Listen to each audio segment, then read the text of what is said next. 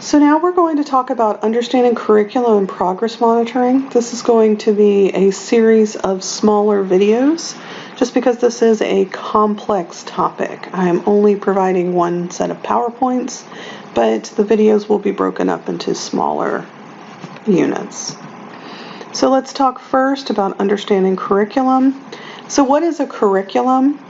Well, a curriculum is what we teach, and that's embedded with instruction of how we teach it.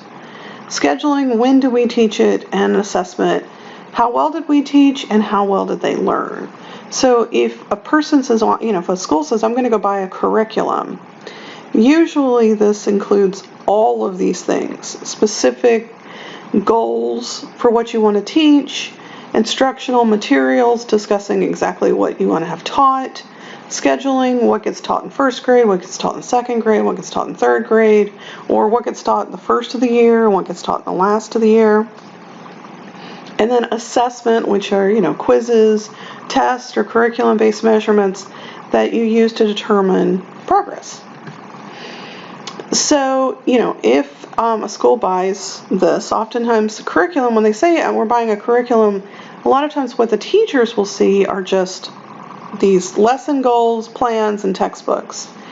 And a lot of times they're just really broad. But sometimes it may also include really narrow information as well as some quizzes and things like that.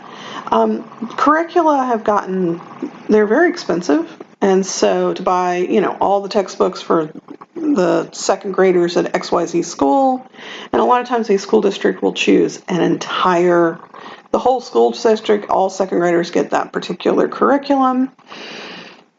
And so the folks who make these, they tend now to include a bunch of extra materials they didn't used to, PowerPoints or quizzes or very specific curriculum maps. So here is an example of a curriculum map. I just pulled this off of the University of Oregon's website. And the idea being these are, we have this goal to teach vocabulary to kindergartners. And so that is what we're going to teach. Here is the schedule: week 1, week 2, week 3, week 4, week 5, etc. So this is a 9-week curriculum map. And then these are, again, what we're teaching: concept naming and use, categorization, and vocabulary. And then this is the instruction. We're going to be working towards doing these smaller goals, and these can be broken into instruction-based tasks.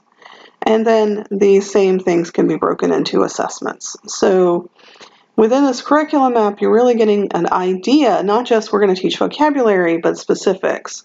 In addition, if you look here, these tell us what is the most important thing that you have to teach if you're going to teach something. And I find it really interesting that this little X box here means it's a high priority, and indicating that every single thing is a high priority every single week, which ideally in curriculum mapping would really show you these are the things we're supposed to emphasize each week and give an idea of how to go from there. So how does one develop a curriculum? We're looking now at K through 12 schools. Well, this has been an issue in that in the past, if you went to school in Alabama, you might get a different curriculum than if you went to school in Massachusetts. And between the 1990s and 2000s, I'd say early 2000s, this idea of a common core curriculum came in. And this is the thought that at a national level, we will all learn the same thing, these foundational things. We don't need a huge long list of things. It's just that, everyone will learn how to add by third grade, and everyone will learn how to multiply by fifth grade, or whatever it is. So it's a great idea to make sure that we were kind of on track, and that way we could have a more mobile society. People could move from school to school and district to district. Plus we could set a common every second grader should know standard across the board. The problem became, who decides what is appropriate for a second grader and what is the minimum they have to know? And that became politicians. Politicians began to design the curriculum, and each one of them started to want to add stuff in. That was specific to their region. For instance, within history. So, U.S. history, what should you spend the most time on? Well, if you're in South Carolina, Georgia, Alabama, Mississippi, you're going to want to say you spend more time on the Civil War than the Revolutionary War. But if you spend more time in Texas, you're going to want to have more discussions about the founding of Texas. And then if you live in California or Oregon, really the Civil War and the Revolutionary War are nowhere near as important as westward expansion and Manifest Destiny, et cetera, et cetera. And so, how do you form a singular curriculum when everybody thinks that their history is the most important, or their vocabulary terms are the most important? Or, when we talk about literature, what books should every child have read? Well, that's going to differ from where you are to where you are.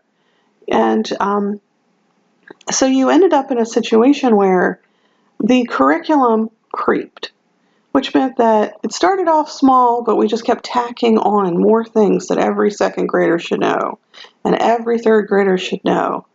And then the more you did that, the less that each individual teacher could decide, what, I'm an expert in this. So this is where I want to spend my time teaching so that I can, give a more in-depth study of a particular area to this group of kids. Well, if you have to teach a huge curriculum, you have to teach everything, that's taken away the academic freedom of the school to be able to decide. And then, of course, all of this, remember, curriculum is not just what you teach and how you teach it, it's also the assessment component.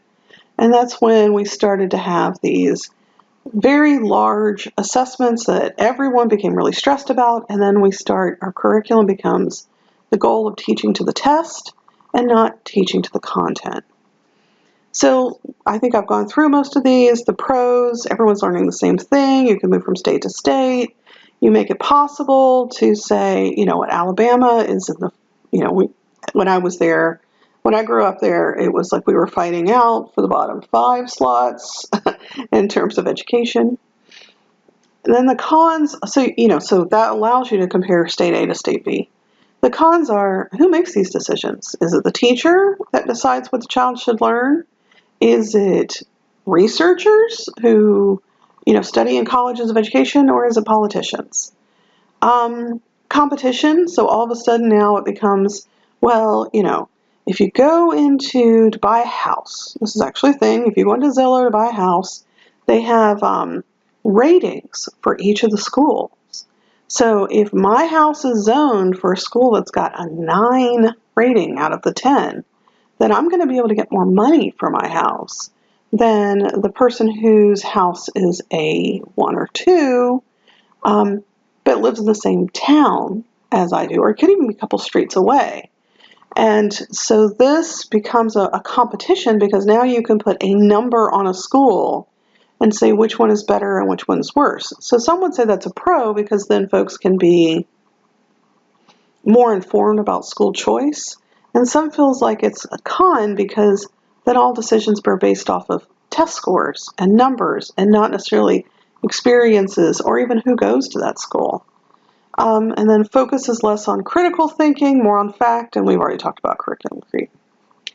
So this is your time to pause and think about, okay, so we've talked about some of the problems with Common Core, and come up with a list of solutions of how we could fix this. How could we go back and at least create the goal of Common Core, which is every student has some really foundational baseline skill level and knowledge level. So pause. All right, welcome back.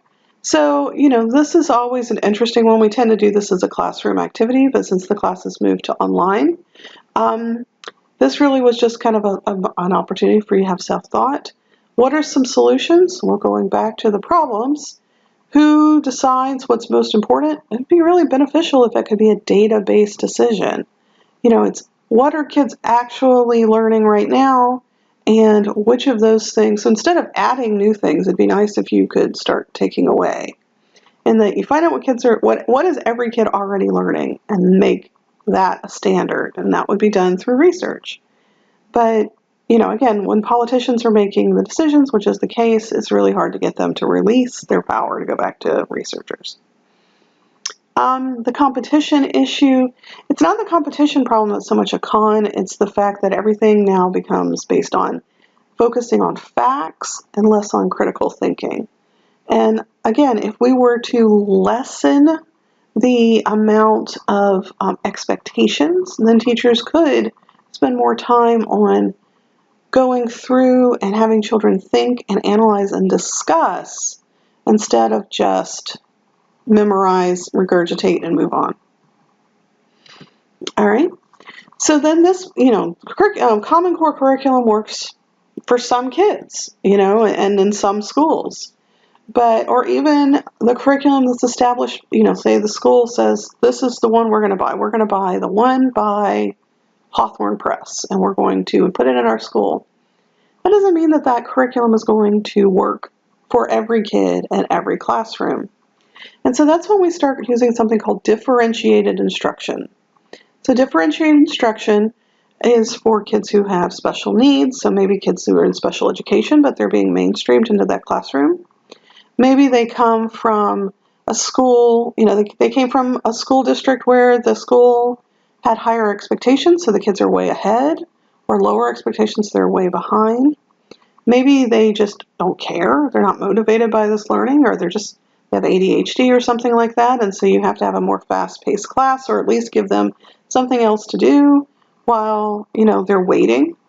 Then, of course, there's English language learners and different cultural backgrounds. And so you want to try and capture people's attention and interest by including something from their background. These last two we're going to be discussing in another class, in another semester. And the first one we've kind of been discussing all along. The real issue becomes, how do you differentiate? So the goal is meet the kid at their level. So first you have to find out what their level is.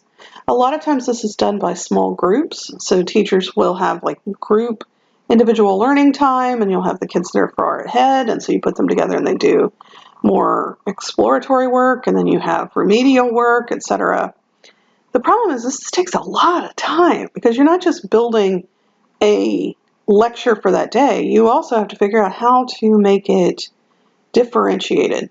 And again, some of these curriculum developers have gotten smart, and they're starting to sell these with, here's the standard curriculum, and here it is differentiated for English language learners, and here it's differentiated for special education or whatever. One of the other issues is make sure it doesn't conflict with a child's IEP. So that means that if you have a teacher who has 4 kids with an IEP in her classroom, she has to know what the IEP says and, make sure that she's working within their system.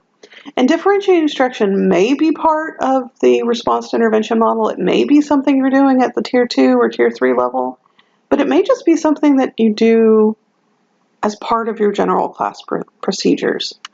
All right, so this is a good place for us to stop, and then we'll discuss a sample curriculum. In particular, we're going to discuss how we took the curricular expectations set forward by our accrediting bodies and turned it into the program that you're currently a part of.